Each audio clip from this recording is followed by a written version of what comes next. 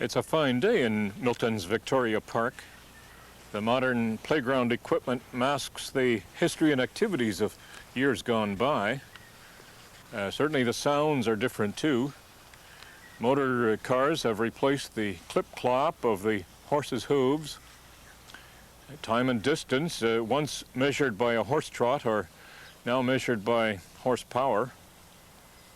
In this now tranquil setting, we have a chance to remember a park in a different time. Here the farm animals grazed on the unnamed community common. It's where fireworks colored the night sky in recognition of Queen Victoria's birthday in 1857, if not before. And it's where local bands played their marches and melodies under the baton of a local bandmaster.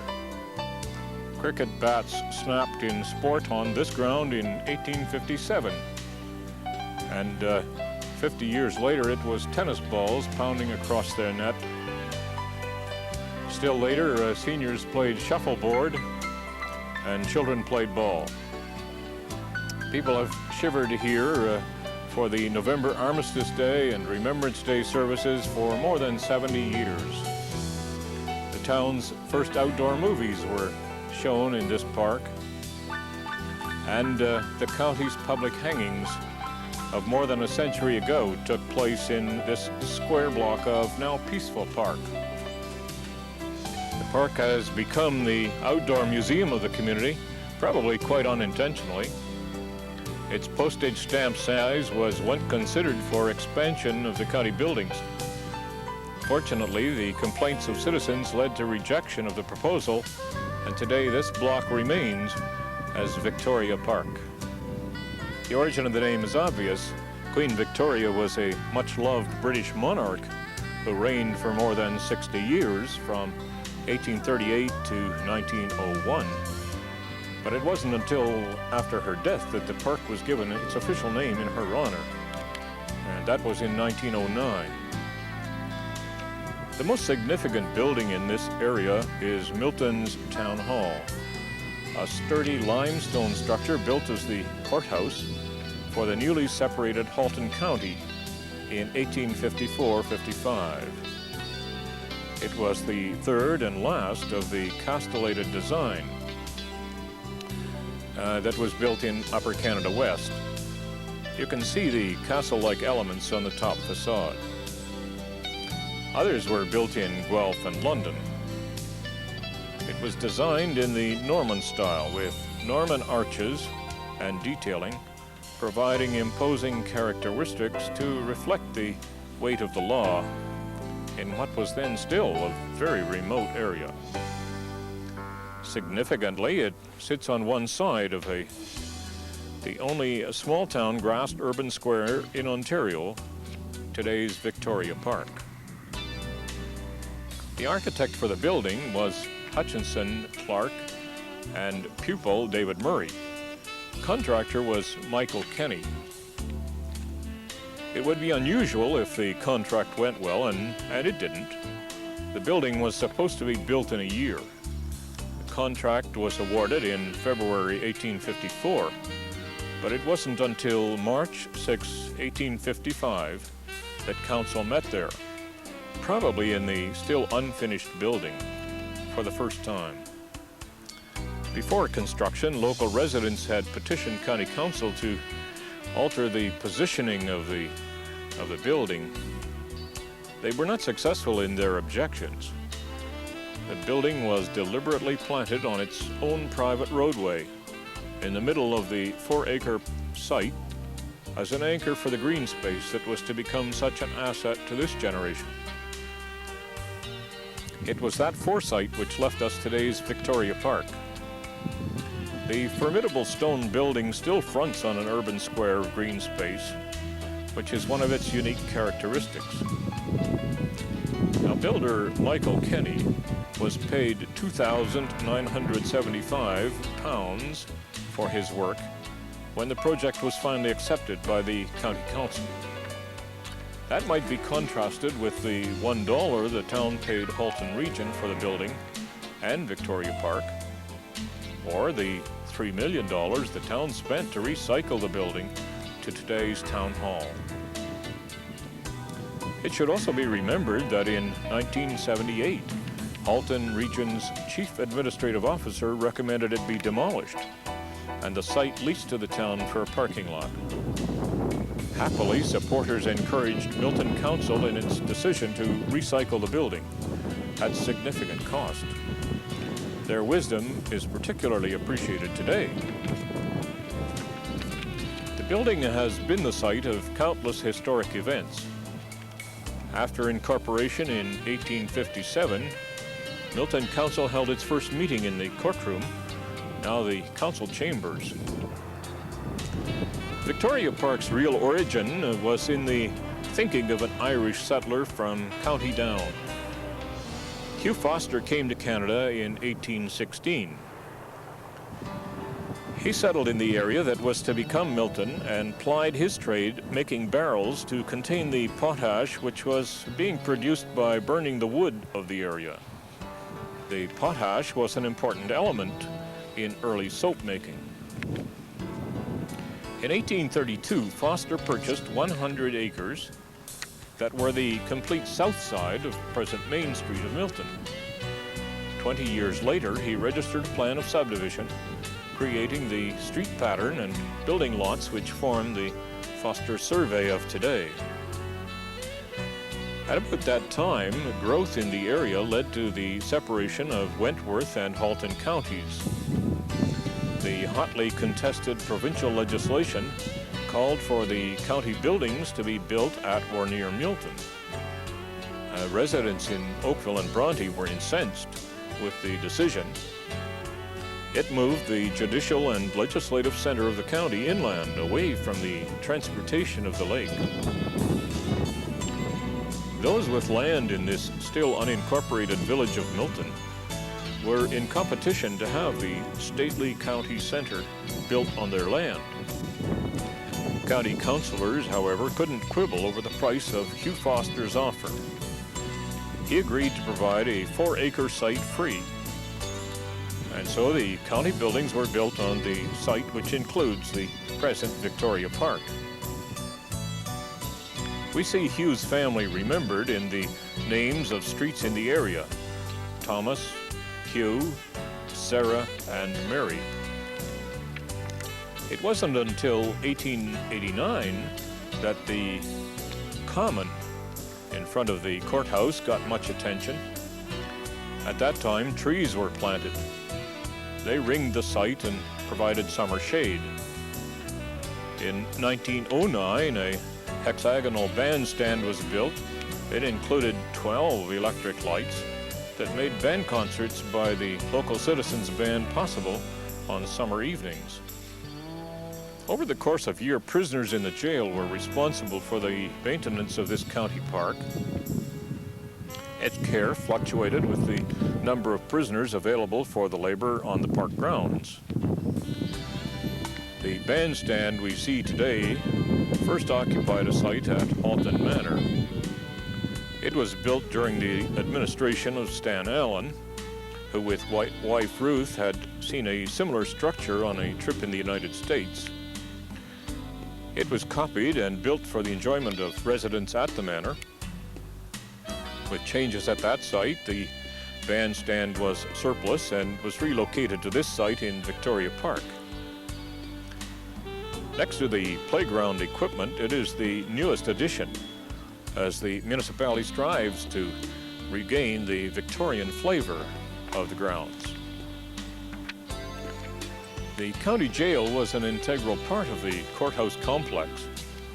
Villains were brought to Milton from all corners of the county for trial or incarceration.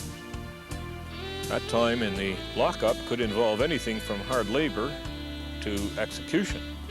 County records show frequent purchases of limestone from nearby mountain quarries. The prisoners broke the stone, and quite a bit of it found its way to Milton's Main Street for road improvement. Others cut grass in Victoria Park, assisted in the garden where the current parking lot is located, and 3 went to the gallows. The 3 hangings, 2 of them public, and the 3rd behind the jail wall, were all for murder. A present high stone wall was built as part of the new jail project in 1877 and shielded the final public hanging from the watching crowds. Each of the trials took place in the courtroom on the top floor, now beautifully recycled as Milton's town council chamber.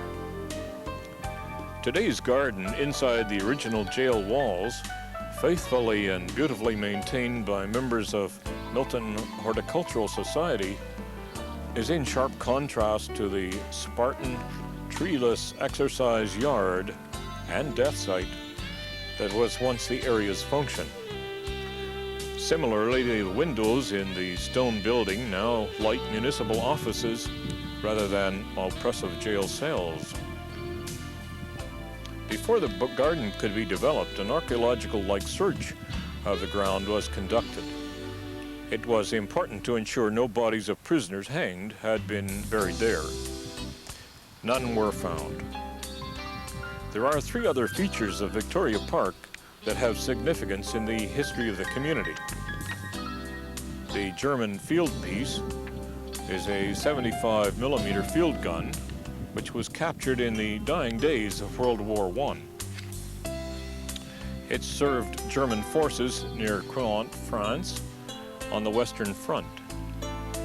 Its range was nearly 7 miles. The 3rd Infantry Battalion of Toronto captured the piece in September 1918. In 1920, the 2.5-ton machine arrived in Milton as a war trophy, arranged for by Dr. R.K. Anderson, Member of Parliament. It was located first between the old town hall and post office on Main Street. Later it was moved to Victoria Park, where it remains. Town staff, tired of the yearly Halloween maneuvering of the heavy gun by pranksters, decided to set it in cement to avoid the annual task of repositioning it. Works Superintendent Bruce McCurr arranged the work. It was a time of municipal battles with Oakville over annexation of land for Milton's growth, and local wags noted that Bruce arranged the gun with its muzzle directed towards Oakville. The mayor has assured me there's no significance in the fact it currently aims in the direction of Burlington. Today, freed from that cement anchor and meticulously refurbished through the efforts of Mayor Gord Krantz, Mennonite spokemakers, and town staff, the field piece is a reminder of past conflicts. Those serious conflicts are recognized each Remembrance Day as Miltonians gather to honor those who died in the 2 World Wars and the Korean War. The gathering is at the Soldiers' Memorial, which was unveiled in 1926 to honor those who were killed in the First World War. Despite a heavy rain on that September day in 1926, it was estimated 3,000 attended. A large part of the program took place in the arena, which stood on the site of the present post office. The memorial is of Canadian granite, and the figure of the soldier was from an original by prominent Canadian sculptor Emmanuel Hahn. Efforts to erect the monument were initiated in 1920, and the task of raising $10,000 was spread over a period of years. There were 49 from Milton and area recognized on that first monument. Another 25 names were added to memorialize those from Milton killed in the Second World War. Significant battlegrounds from the 2 wars, Sicily, Holland, Italy, the Somme, Vimy, Ridge, Passchendaele, Ypres, Mons, read like a litany to the terror and sacrifice of those times of long ago. A solitary name, Trooper J.F. Smiley, from the Korean War, was added after that conflict ended in 1953. His grave is in the United Nations Cemetery in Busan, Korea. he was just 19. Finally, the park has the 1893 Town Hall bell, where citizens gather to welcome the new year. It's now mounted on a stone cairn, and the stone has significance for the community's past. It was chosen from buildings demolished in the community, and individual date stones commemorate those elements. The Bruce Street School of 1857 is recognized on one side. Stone from a Murray Street house dated 1877 on another, and a Main Street store from 1860 is recognized on the other side. The historical stone was provided by Brad Clements, who had the foresight to retain the material.